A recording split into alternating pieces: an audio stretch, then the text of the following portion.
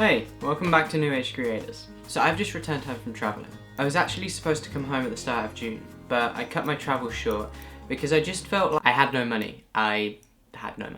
Although it kind of sucks, it's been quite nice catching up with family and friends that I haven't seen for the last 4 months. But today I wanted to address a common thing among travellers: post-travel blues. This is a form of sadness that many travellers experience once returning home from their travels. And just to avoid confusion, post-travel blues is completely separate to post-travel depression.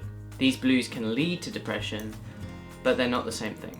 So, post-travel blues. I first experienced this in Manila airport. I was scrolling through the pictures on my phone whilst waiting at my gate, and I came across all of the memories I had made and all of the great people I had met. Although this was supposed to be a happy moment, I realised that it was all over. Most of the friends I had met I would never see again, and the memories I had made were only stored in pictures and up here. This really hit me because at the start of my trip I had never really felt anything like this. Even though leaving my friends and family to travel for what should have been nearly 6 months, I was just excited. So this to me is new. Although I don't think it's healthy to suppress these feelings, I do think it's healthy to find a way to get over these blues. So I've made a list of some of the things that have helped me. Okay, so I do think it's important to stay in the present.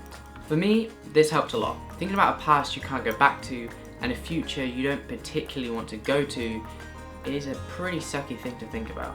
So instead, I've tried to take each day as it comes, just thinking about how to make that day great. So far, this has worked. I don't feel as if I'm suppressing my feelings, I simply feel that those feelings are dying down slowly. When thinking about my travels, it's not filled with sadness, it's just nostalgic.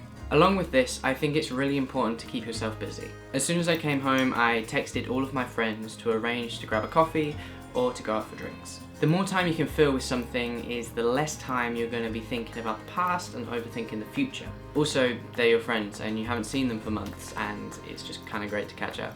And once you feel kind of leveled at this point, go back to work. I know this isn't the most advertising thing to do straight after traveling, but if you get into the home routine of not having work, you'll have to readjust to going back to work after readjusting from being home for traveling.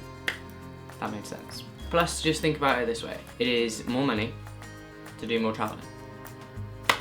And finally, just talk about it, especially with your friends that you've made whilst traveling. I know you might not want to, because it will relive all the amazing memories you've had traveling with this person, but most likely they're going through it too, or have gone through it in the past, or will be going through it in the future. And the majority of travellers are very open, so I'm sure they'd hear you, and I'm sure they give you advice and support.